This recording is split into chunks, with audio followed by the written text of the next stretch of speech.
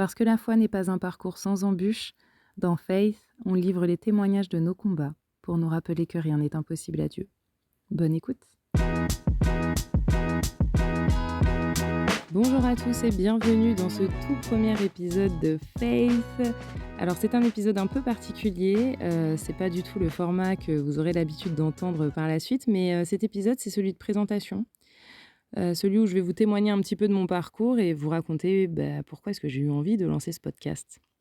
Donc je me présente, moi je m'appelle Marie, j'ai 33 ans et durant mon parcours et aujourd'hui encore, j'ai rencontré et échangé avec pas mal de jeunes, des jeunes de la communauté chrétienne qui ont entre 15 et 35 ans ou même un peu plus. On a échangé à divers moments sur divers sujets et ce que j'ai découvert surtout, ce qui m'a frappée, c'est le peu d'écoute et d'attention que pouvaient avoir ces jeunes, au sein de nos églises. Donc très rapidement, c'est vrai que j'ai ressenti l'envie de faire entendre la parole de ces jeunes. J'ai eu envie de créer, un espace de partage, un espace d'écoute sincère qui pourrait permettre à chacun de venir témoigner. De témoigner de son parcours, de témoigner de ses doutes, de ses joies, des luttes aussi qu'on mène parfois dans cette vie, dans cette société et surtout venir témoigner de la manière dont Dieu agit concrètement dans nos vies et dans les divers événements qui la composent. Donc après, de longues réflexions sur la forme que pouvait prendre, cet espace de partage, auquel je tenais tant. C'est l'idée de la création d'un podcast qui s'est imposée et voici le podcast Faith, dont je suis très fière. Mais avant de tendre le micro aux autres et de les inviter à se raconter, moi je voulais vous partager un événement de mon parcours de foi qui a fortement, très fortement contribué à l'élaboration de ce projet de podcast. Donc moi, pour, tout vous dire, moi je me suis toujours considérée chrétienne. Ça a toujours été une évidence, j'ai été baptisée à l'âge adulte, j'ai été baptisée à l'âge de 28 ans. J'ai pas vécu d'événement majeur ou une rencontre, particulière avec le Seigneur. C'est voilà, comme je dis, ça a toujours été une évidence et j'ai voulu la concrétiser par le baptême, le jour où je me suis vraiment sentie prête à suivre le Seigneur avec un engagement réel. Alors c'est vrai que j'ai pas grandi du coup dans un environnement religieux, ni même avec un entourage chrétien et tout ce qui concerne, voilà, cet environnement, cet entourage, toute ma vie, de foi, on va dire, toute ma vie religieuse en tout cas, j'ai dû en quelque sorte, la créer, voilà. Mais ça, je l'ai découvert à mes dépens. Voilà, je l'ai découvert à mes dépens, j'ai vécu, ce qu'on appelle, 3 ans après mon baptême, une baisse de foi. Donc les 3 premières années de mon baptême, c'était, ce que j'appelle la lune de miel. Voilà, c'était le moment où tout se passait bien, le moment où tout s'alignait, que ce soit dans ma vie personnelle, dans ma vie professionnelle. Vraiment tout allait bien et parallèlement à tout ça, je faisais connaissance avec l'église, avec tout ce qu'elle proposait, je rencontrais de nouvelles personnes, je m'engageais, enfin voilà, je trouvais ça passionnant, vraiment de voir tout ça, de découvrir tout ça. Je me sentais vraiment, vraiment à ma place et même si parfois je trouvais ça un peu dingue d'être passée à côté de ça toutes ces années, en même temps je me disais que tout était arrivé au bon moment pour moi parce que là j'étais vraiment prête. J'étais vraiment prête à vivre tout ça, j'avais envie de m'engager, j'avais envie de cette vie-là, quoi. Sauf que, comme dans toute histoire d'amour, vous le savez, moi, c'est comme ça que je me représente ma relation avec le Christ. Comme dans toute histoire d'amour, la lune de miel ne dure jamais et la mienne a laissé place à la réalité. Elle a laissé place à une réalité un peu difficile pour moi, parce que, moi, j'ai cru que les épreuves que je pourrais endurer, elles ne m'atteindraient plus comme avant parce que j'avais le Seigneur avec moi. Je croyais que, par la prière, j'allais obtenir tout ce que je voulais parce que, j'avais lu: «Demandez, vous obtiendrez». J'ai cru que je pouvais vivre ma foi seule et que je pouvais continuer à être celle que j'avais toujours été et en fait, ça a été ma plus grosse erreur. Ça a été ma plus grosse erreur. J'aime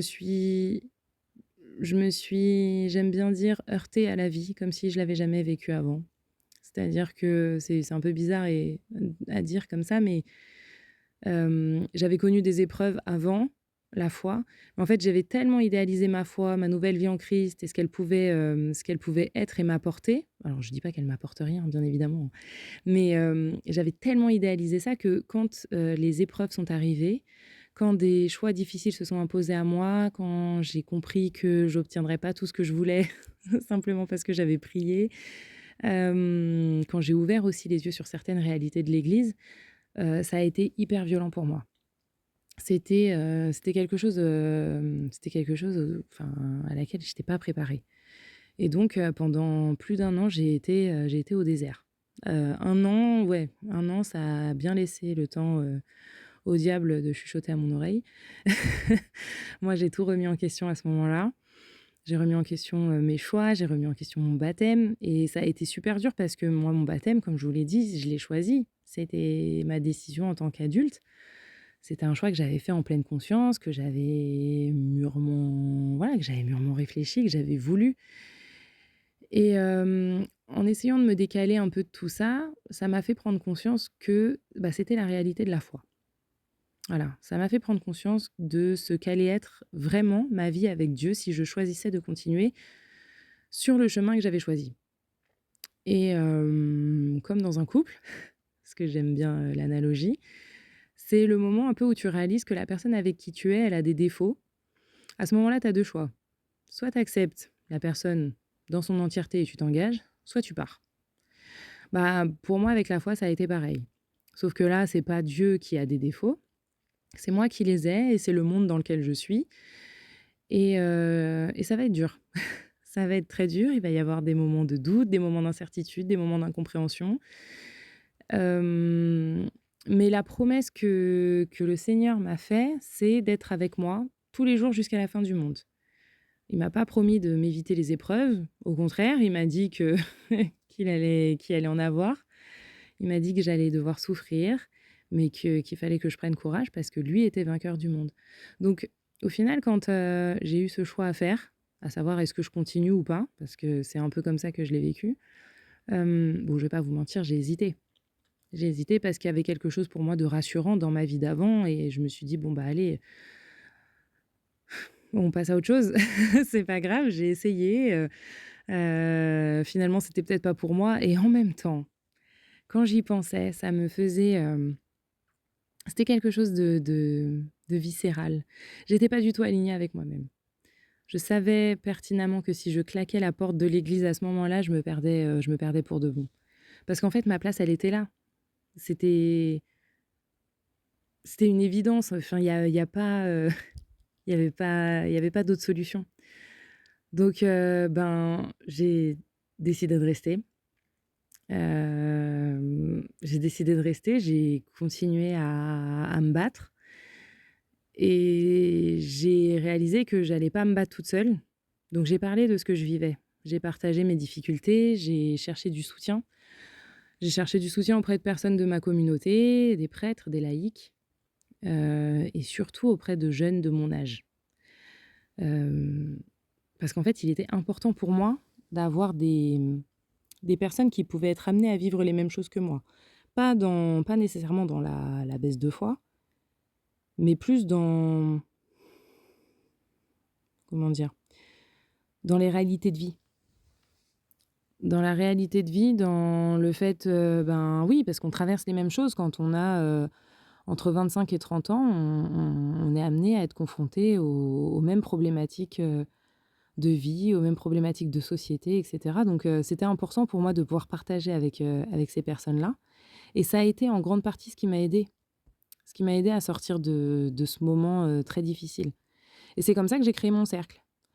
J'ai créé mon entourage, mon environnement chrétien.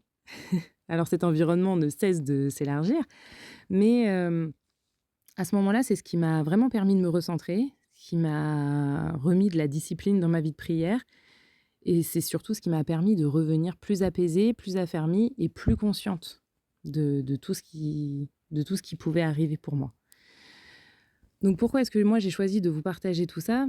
C'est simplement parce que cette expérience, aussi douloureuse eût-elle été à vivre, vraiment, elle a participé à l'élaboration de ce projet de podcast, sans même que je le sache.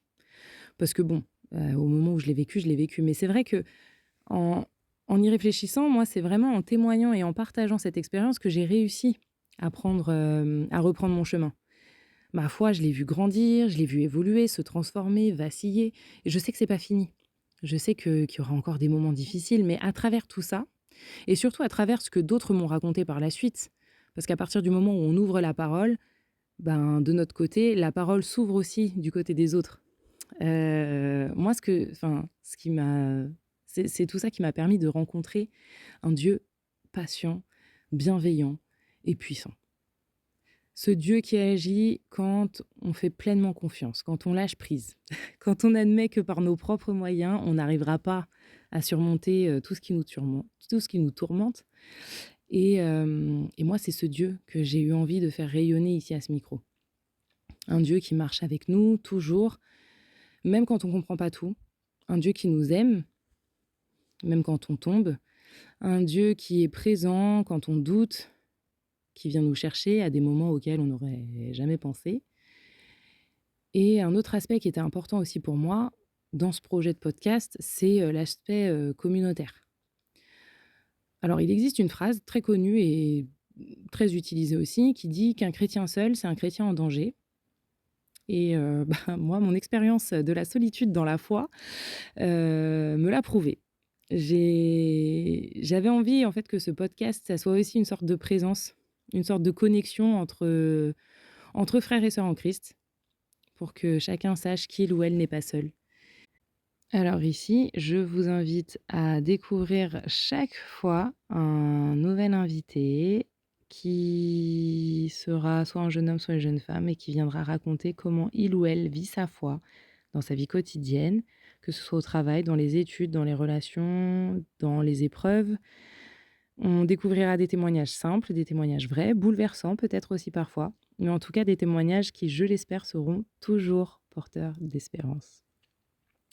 Donc si vous écoutez ce podcast et que vous vous reconnaissez dans ces histoires ou que vous avez envie vous aussi de témoigner, n'hésitez pas à me contacter, car chaque voix compte et chaque parcours de foi a sa beauté. Je vous remercie du fond du cœur d'avoir pris ce temps avec moi. J'espère que ce podcast deviendra pour vous une pause au cœur de vos vies bien remplies. Je vous donne rendez-vous très bientôt pour le premier vrai épisode avec un invité qui viendra partager son parcours de foi et simplement avec authenticité. À très vite.